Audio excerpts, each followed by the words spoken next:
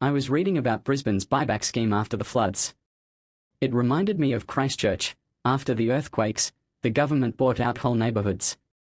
Some people felt rescued, others felt forced out. That sounds very similar to the UK's flood-prone areas. Some councils buy properties to turn them into floodplains. But again, it's always a mix: safety for some, but loss of home for others.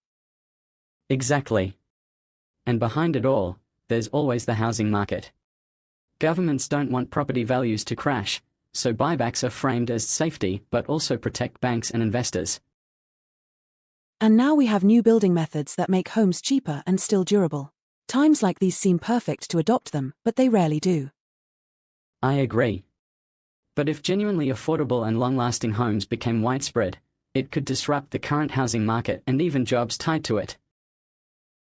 I sometimes feel like home ownership is less about shelter and more about keeping us tied to the system. 30-year mortgages keep people compliant. True. That's why the idea of universal basic income feels so distant. If people had that freedom, they wouldn't be as easily controlled through debt. Maybe that's why governments hesitate. A society less dependent on mortgages and jobs would be harder to manage. Exactly, like putting a bell on the cat.